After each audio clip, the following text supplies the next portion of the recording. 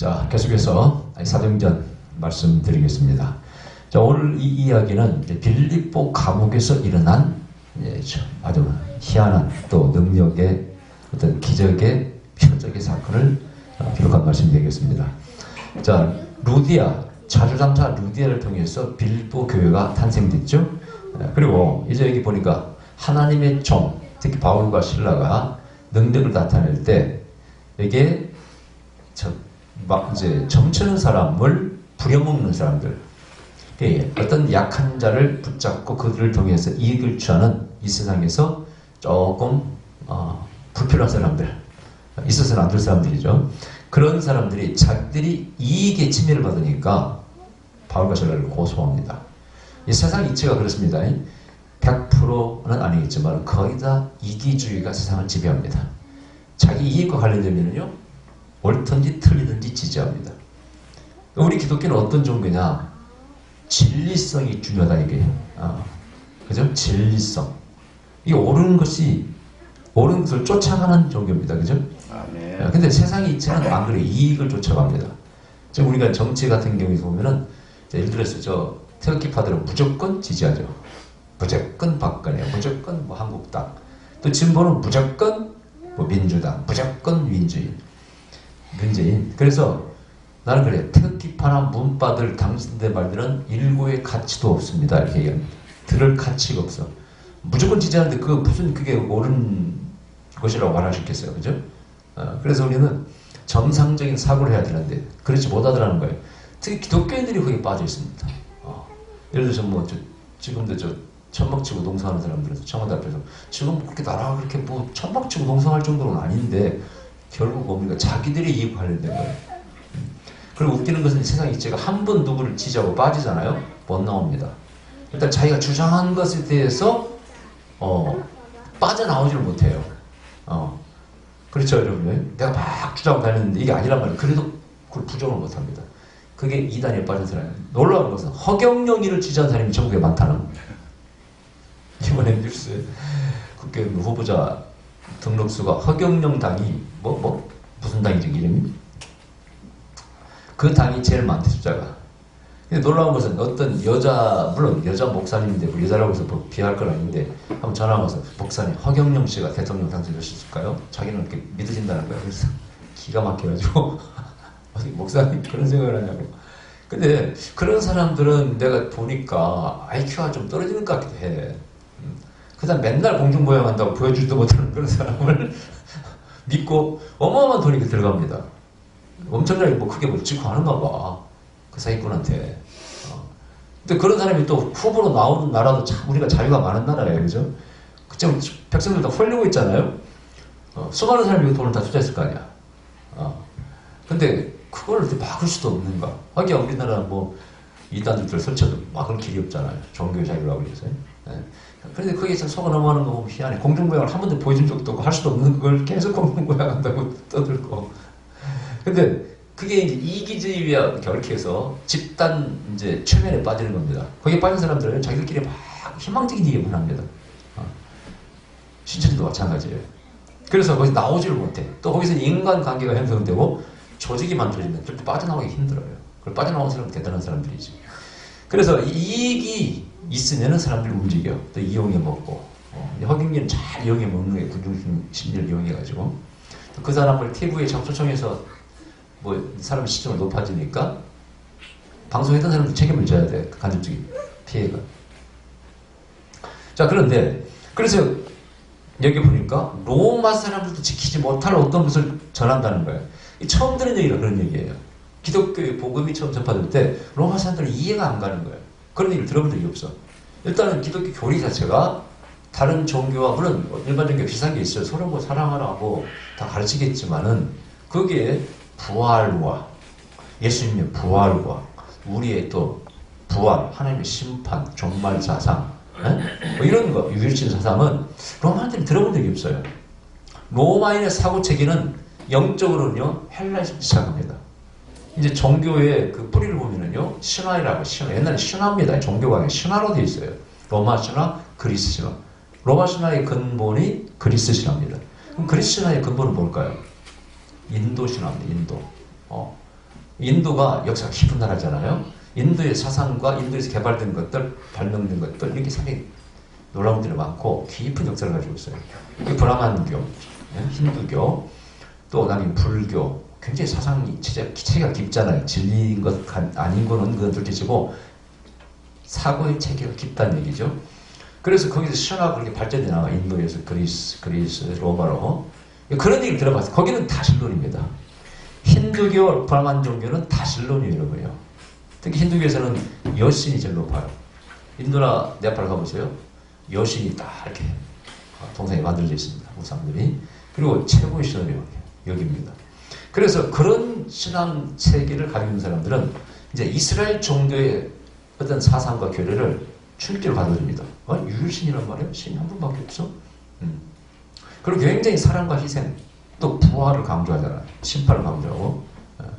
자, 그래서 황제가 우리는 제일 높은 줄 알았더니 황제보다 높은 우주의 주인이 신이 있단 말이야. 로마 사람들이 받아들일 수, 이것은 또 걸면 걸려요. 예수님도 네가 왕, 자체 왕이냐? 이렇게 걸잖아요. 그래서 이건 100% 걸리게 돼 있어요. 그러나 어쨌든 이게 또 종교니까 애매하기도 하고, 그래서 고발자들하고 결탁이 있겠죠. 바울과 신라가 고초를 당합니다. 얻어맞기도 하고 오게 갇힙니다. 그런데 여기에 이제 우리가 오전에 쉐켄의 영광이라고 했죠. 권능이라고 했잖아요. 그 영광이 옥에 임합니다. 오늘 본문에 자, 밤중중 되어 바울과 신라가 기도하고 하나님을 찬미하며 저절이 듣더라. 이 호련히 큰 지진이 나서 옥터가 움직이고 문이 곧 다 열리며 모든 사람의 메인 것이 다 부서진지라. 자, 여기 보니까 지진인데 일반 지진과도 흔들릴 수는 있어, 그죠? 문짝이 떨어지고 검도가 할 수 있고. 그런데 여기 보니까 착고가 풀려, 수갑이 풀렸다 그런 얘기예요. 무슨 일반 지진이 아니라 그런 얘기예요. 일반 지진은 다고 수갑이 풀리면 만무하죠. 이게 뭐냐는 거죠. 이게 이제 하나님의 권능이 임한 거죠. 아멘. 근데 여기 권능이 임하기 전에 어떤 일을 보셨어요? 기도하고 하나님을 찬미하며 죄수를 듣고 있고. 그러니까 한마디로 감옥에 미친 사람들이 들어온 거야. 그 사람들을 볼 때는 뭔가 광기가 있는 또라이 같은 사람이 들어온 거예요.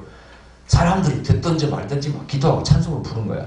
이게 세상 윤리적으로 볼 때는 신뢰입니다. 잠도 못 자잖아. 시끄럽잖아. 공해지 않습니까? 그런데 이것이 늘 있으면 안 되죠.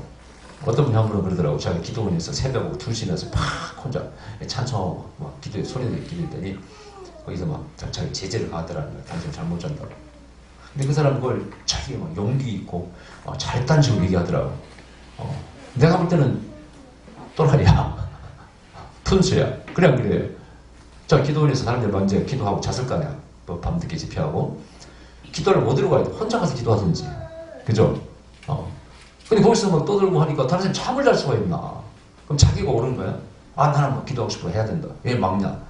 그 논리가 맞는 겁니까? 근데 그 양반은 특징이 뭐냐? 가만히 보면은 너무 톡선적이에요. 말 함부로 하고, 말 함부로 하고, 상처를 많이 받다고 사람들이 다 말이 많아. 근데 본인은 몰라. 근데 이 얘기해 주셔서 그건 잘못된 겁니다. 이건 또 뭐냐? 자, 이런 케이스는 이제 조금 달라요. 그러나 여기 보니까 가만 몇 시라고 시간이 정해 있습니까? 밤중중돼요. 그러니까 신뢰할 시간이 많네. 밤중이니까. 이게 밤중이니까 밤 12시인 줄은 모르겠어. 뭐 10시인지 11시인지 모르겠지만은 제가 볼 때는 12시는 안 넘어갔을 거라 생각합니다. 밤중이라고 해도 한 9시부터 한 11시 사이에 있을 가능성이 많아요. 자, 그런데 어쨌든 약간 신뢰야. 근데 여기서 이 사람들 좀 억울하게 붙잡혀 왔잖아요. 그죠? 억울하니까 거기서 자기들의 신앙과 하나님에 대한 믿음과 신앙과 억울함이 합쳐진 거예요. 에라 모르겠다. 주여 기도해버린 겁니다. 예외적으로 이럴 수가 있어. 성경에서 이걸 얘기하고 있어요. 또 어디 나와요? 천장 지붕을 뚫고 내려와. 중풍병자가. 남의 집 천장을 뚫는 게 불법 아닙니까? 그러나 예외적으로 이렇게 인정할 때가 있어. 성경에서는. 거기서는 불법을 보는 게 아니라 이 사람들의 믿음을 우리에게 강조하고 있는 것이죠. 그죠? 그래서 이것이 바로 때로는 하나님의 영광을 끌어내려와. 능력을 끌어내려와. 우리에게 하나님이 개입해 오시도록 하시는 겁니다. 그래서 늘 그러는 건 아니고 유급할 때라든가 그럴 때는 우리가 윤리 같은 것이 끼어질 수가 있어. 그죠? 통념이 끼어지고. 그래서 하나님이 조금 신뢰가 될 수 있어. 옛날에 우리가 거리에서 예수 전도 불신족 전도하면은 그때 시비 거는 사람이 없었어요. 그죠? 제가 그때 전도할 때만 해도 꼭 하루에 몇 명이 음료수 사다가 저한테 가져오고 목사님 수고하신다고 그럴 때였는데 요즘은 그럼 막 사람들이 반발합니다. 당신이 예수 믿고 전도하라. 난 지옥 갈 테니까 이런 사람은 시비 걸 불러요. 하도 소문을 일으키니까. 그래서 늘 그런 것은 문제가 있고 이렇게 예외적인 것은 또 예외성이 있다. 이거 우리가 인정해야 됩니다. 자, 어쨌든 하나님께서 들으시고 거기에 권능을 부어주셔. 원래 이 능력이라는 것이 권능이 다이나마이트, 그 언어가 다이나마이트입니다. 그래서 이 능력이 임할 때는 이렇게 우리가 이성적으로 이해할 수 없는 받아들일 수 없는 사건들이 일어나. 땅이 흔들려. 에너지이기 때문에. 이것은 권능은 에너지입니다. 영적인 에너지는 동시에 우리가 실제적으로 느낄 수 있는 에너지예요. 영적인 에너지라고 해서 우리가 못 느끼는 게 아닙니다. 실제로 느끼는 에너지. 그래서 우리 떨리는 거죠. 많은 사람이 떨면 왜 떠는 줄 몰라, 기도하다가. 제가 옛날 집에 가르쳐 주었더니 어떤 집사님 찾아서 목사님, 이제야 제가 오해가 풀렸습니다. 왜요? 저는 집에서 기도하는데 기도할 때마다 몸이 떨려가지고 자기 남편이나 가족들이 볼까 봐서 이불을 뒤집어 쓰고 기도했답니다. 이불을 뒤집어 떠는 거. 떨리니까. 창피해가지고. 뭐라 할까 봐가지고. 근데 기름 부음이 임하니까 마치 개구리의 전기를 지르면 떨듯이 우리 능력이 임하니까 이런 일이 생기는구나. 창피할 일은 아니네요. 그러더라고요. 근데 그런 사람이 참 많아요. 제가 말씀드렸죠. 특히 성령이 충분히 역사할 때는 영적인 에너지가 부어질 때 실제로 전정기 현상과 현상이 나타난다고. 제가 옛날 손들고 처음에 기도할 때 기도해서 오래 기도하면 이게 뭐라 할까 이렇게 찌릿찌릿해요. 여기 옷이 이렇게 팔꿈치 여기가 옷이 붙으면서 이렇게 약간 손이 막 임할 때 이게 뭘까 참 이게 분명이고 그때는 이제 제가 영성이 깊이 들어갈 때가 아니에요. 맨날 그냥 개척하면 하루에 하여튼 잠을 자도 3시간 버텨야 된다니까 그 말씀 듣고 그럴 때인데 방언 기도하고 그럼 여기 이게 나타나. 그래서 눈앞에서 파란 거 빛이 보여 이렇게 눈 감고 있으면 이렇게 여기서 이렇게 파란 이렇게 보여. 나 그게 무슨 환상 열린 줄 알고 주여 이제 환상을 열어주시니까 하고 하나님 감사하기도 했는데 그러다 환상이 아니더라. 그게 몸에 뭔가 능력의 에너지가 임하니까 눈에서 뭔가 이렇게 느끼는 거예요. 시각적으로. 바로 불빛이 보여요. 그러면서 나중에 손이 뜨거워져. 처음에 손이 여기가 뜨거워지니까 나는 예수님의 십자가도 그 못 박힌 것을 네 몸에 새겨준다 뭐 이런 개념인 줄 알고 그런 간절한 사람 있잖아요. 아이고 그렇습니까? 이제 마음속으로 기도하고 감사합니다. 점점 번져가게 뜨거움이 온몸이 뜨거워지는 거예요. 막 힘이 능력이 임하고 이게 먼저 온몸 운행합니다. 그래서 입으로 방울이 쫙 터지고 다리로 막 부들부들 뛰어주고 그래요. 그래서 그것도 아니네. 이건 에너지구나. 막 그런 걸 자꾸 체험하면서 이렇게 제가 이제 깨달아간 거죠. 온몸 외머리가 막 별짓을 다 떨고 막 무당듯이 뛰고 별짓을 하는 것이죠. 자, 그런 에너지 세계에 있다는 거예요. 그것을 갖다가 어쨌든 우리는 성령의 뭐 권능, 역사, 또 기름 부음, 별 표현으로 다 표현하는 것이죠. 그래가지고 옥문이 열려버리고 이렇게 되니까 간수가 놀라가지고 여기 보니까 이 허리니 큰 지진이 나서 옥터가 움직이고 문이 곧 다 열리며 모든 사람의 메인 것이 다 벗어진지라. 이게 모든 사람의 메인 것이 벗어진대. 자기만 둘만 아니고 거기서 잘 들어줬는가 그 죄수들이 같이 간수가 자다가 깨어 옥문들이 열린 것을 보고 죄수들이 도망한 줄 생각하고 검을 빼어 자기를 하거늘 바울이 크게 소리질러 가로되 네 몸을 상하지 말라 우리가 다 여기 있노라 하니 간수가 등불을 달라고 하며 뛰어들어가 무서워 떨며 바울과 실라 앞에 부복하고 이게 등불을 달라 하고 이게 이제 상세한 기록입니다. 이것을 보면은 이 사건은 100% 우리가 일어난 사건을 알 수 있어요. 아니 이렇게 상세한 기록을 할 필요 없거든. 이것은 분명히 상세한 기록을 봐서 이것은 100% 일어난 사건입니다. 저희를 데리고 나가 가로되 선생들이 내가 어떻게 해야 구원을 얻으리까 하거늘 자 위급하고 어려우니까 이 사람들이 뭘로 접근해요? 신앙으로 접근합니다. 이 사람들이 이제 종교인 줄 알았잖아요. 구원 얘기를 했으니까 예수님이 구원받는다 했겠죠. 그러니까 우리는 어떻게 하면 구원을 받겠습니까? 그러니까 항상 우리는 종교성이라는 것은 어려울 때, 위기 때에 나타나는 겁니다. 저도 마찬가지로 어려울 때는 더 찾아. 그러니까 어려울 때일수록 전도할 찬스죠. 모든 게 편안하고 everything okay 잘 될 때는 하나님도 안 찾아요. 안 계셔도 되는데 뭐 잘 돌아가는데. 그래서 경제적으로 어려울 때, 전쟁이 났을 때라든가 또 공산 치하에 있을 때, 이때 어느 나라에 보면 부흥들이 확 일어납니다. 불꽃처럼 일어나죠. 또 역사도 많이 나타나게 되고. 이 사람도 마찬가지. 자기가 죽게 생겼잖아요. 그러니까 아이고 종교에 귀화하는 것이죠. 어떻게 구원을 받을 수 있겠습니까? 그 다음 이것은 또한 표적 아닙니까? 표적 앞에서 굴복합니다. 이 사람들은 로마의 관원 아닙니까? 또 간수니까. 근데 죄수 앞에 무릎을 꿇어요. 이게 바로 영적인 권능입니다. 그죠? 영권입니다. 영권 앞에 무릎을 꿇게 되는 것이죠. 그런데 주 예수를 믿어라. 그러면 너와 내 집이 구원을 얻으리라. 네. 간단해요. 주 예수를 믿어라. 그러면 너와 내 집이 구원을 얻으리라. 자, 우리가 예수 믿는 모든 것 다 합해서 예수 믿는 것 특징이 뭐냐? 첫째, 구원이 쉽다는 겁니다. 그죠? 뭐 사랑하라, 뭐 다 용서하라, 다 어느 정도 가르치겠지만은 우리는 더 강하게 가르치고 기독교는 가랑합니다. 좀 그런 이 개념이 용서와 사랑이 강하죠. 유교는 불교에 비하면은. 근데 구원이 제일 쉬워요. 예수 믿으면 구원받는다는 거예요. 이게 어디서 온 거예요? 신학적으로? 이것은 바로 우리의 구원은 관계의 구원이요. 우리의 구원은 가족의 구원, 아버지와 자녀의 관계에서만 해석할 수 있는 겁니다.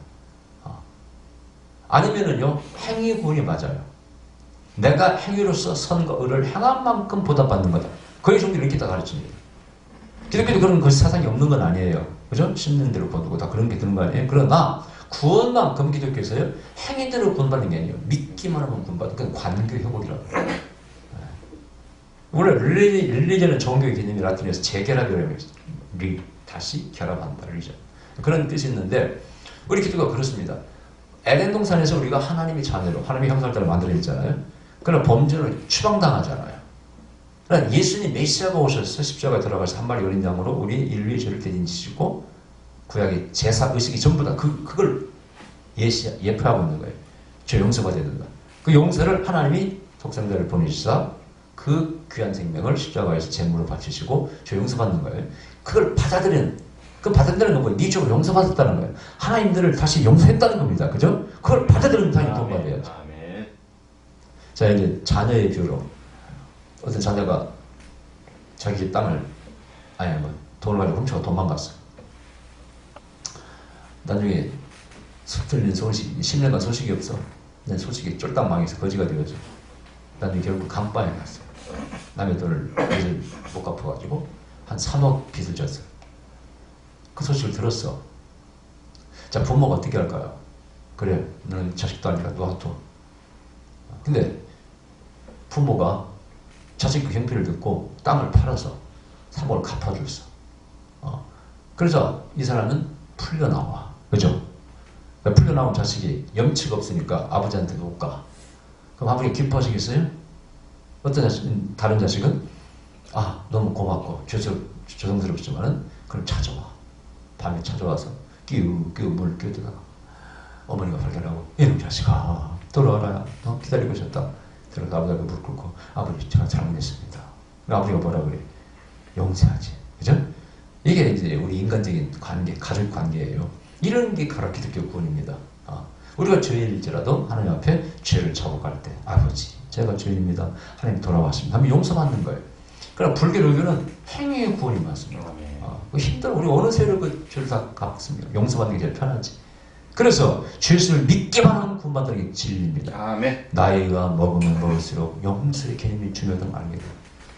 내가 전적으로 하나님 은혜로 구원받는다. 아멘. 내 행위로는 절대 구원받을 수 없다. 내가 늘 일찍이 하는 말, 나는 성자 되기를 포기했습니다. 내 의로는 절대 구원 못 받습니다. 그래서 절대적인 하나님 은총이 필요합니다. 은혜가. 난 그래서 이 말씀을 진리로 받아들이는 거예요. 아멘. 바보들은, 똑똑한 사람들은 오히려 그건 영적인 바보죠. 믿기 바라는 구원받. 그 말이 되겠니? 뭐 이렇게 말하는 사람이 있어. 그러나 이런 것을 모르면은 그렇게 말할 수가 없어요. 자녀의 비를 딱 들면요 한 사람도 반대를 못합니다. 전도 듣던 반 할머니 마찬가지. 예수 믿기만 하면 구원받는다고. 그 비유를 썼어요. 아들이 죄를 짓고 와서 잘못했습니다. 받아주실 겁니까? 안 받아주실 겁니까? 그거야 받아주죠. 바로 그겁니다. 우리가 하나님을 아버지로 모시잖아요. 하나님 자녀 아닙니까? 우리 죄를 고백하고 예수님을 받아들이기만 하면은 하나님 받아들이면 당연히 하나님 용서하지 않겠습니까? 그거야 그건 내가 고일 것도 반대를 못해. 예. 그게 성경의 구원의 원리입니다. 주 예수를 믿어라. 그럼 너와 내 집이 구원을 얻으리라. 주의 말씀을 그 사람과 그 집에 있는 모든 사람에게 전하더라. 설교가 시작됐습니다. 밤 그 시에 간수가 저희를 데려다가 그 맞은 자를 씻기고 자기와 그 권속이 다 세례를 받은 후 죄를 드리고 자기 집에 올라가서 음식을 차려주고 저 온 집이 하나님을 믿었으므로 크게 기뻐하니라. 자, 여기서 주인공이 누굽니까? 바울과 실라입니까? 이 간수입니까? 네? 어떻게 보면 바울과 실라가 주인공이에요. 그러나 진짜 이것은 영으로 우연이 아니고 하나님의 섭리를 받아들이는 어떤 바울과 실라 같은 사건을 통해서 진짜 주인공은 이 간수입니다. 온 집안 식구가 구원받았습니다. 자, 역사는 이렇게 이루어지는 거예요. 바울과 실라도 주인공이지만은, 그죠? 가서 간증하겠지, 이제. 그런데 구원받은 이 간수, 이름도 없는 이 간수가 온 집이 구원받았어요.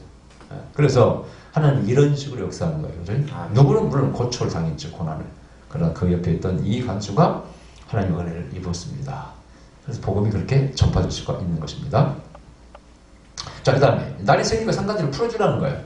그랬죠. 이제 바울과 실라가 배짱을 못 나가. 안 나가. 아니, 우리가 무슨 죄를 줬다고 우리를 가두고 패고 가두고 이렇게 했냐, 이거야. 내가 로마 신비권을 가지고 있는데.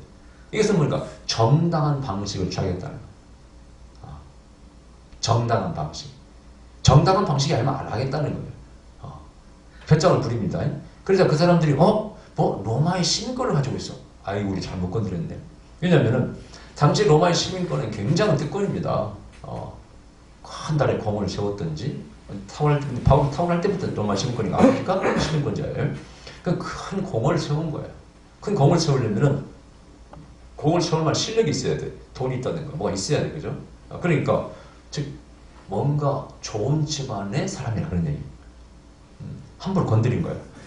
자기들 피해가 올 것 같으니까. 옛날 로마 백부장도 그때 로마 시민권이 없는 사람이 있었어요. 그러니까, 잘못 건드렸구나. 이 사람 연줄 이렇게 올라가서 로마의 저 높은 사람까지 연결되면 우린 죽는 거야. 그죠?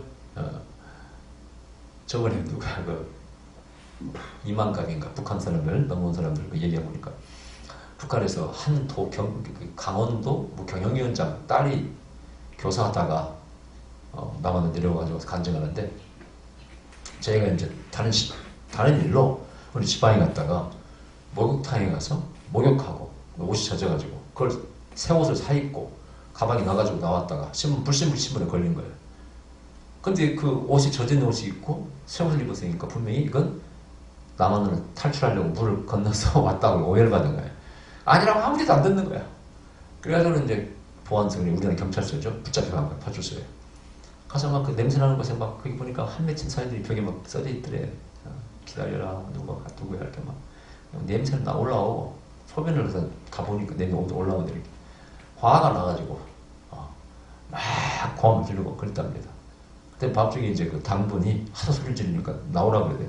그럼 전화 한 통 안 쓰자고. 그 자기 남편이 이제 무슨 그 보안원 대학에 다니고 있으면 좋은 집안이죠. 그 연락하니까 당장 그 남편이 연락해가지고 얘기하니까 풀어주라고. 이 사람이 내 당신들 다 옷을 벗길 거라. 거기서 북한은 바지를 벗긴다고 표현하는 거고 나는 진짜 바지를 벗긴 줄 그게 아니고 그래가지고 나와가지고 억울해요. 분해가지고 남편이 자기 또 그 보안 대학인 거 친구가 내려와가지고 나는 우리 다 옷 벗었대. 자를 때 잘못 건드린 거야. 권력을 가지고 있는데.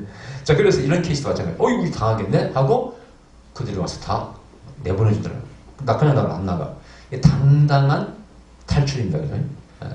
그래서 하나님께서 정말 이런 표적을 때로는 볼 수 있어. 근데 또 그럼 바울이 항상 이렇게 눈이 나타났습니까?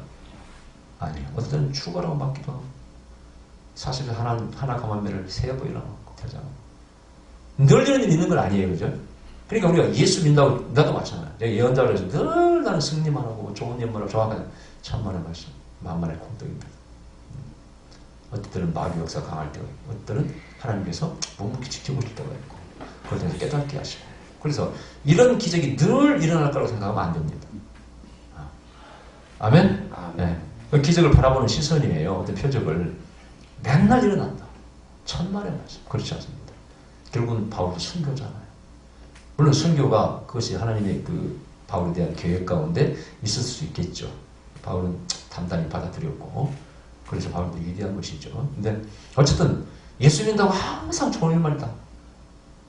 착각입니다. 우리는 항상 시련의 파도가 오는 것이고 우리는 그걸 믿음으로 타고 넘어가는 겁니다. 아멘.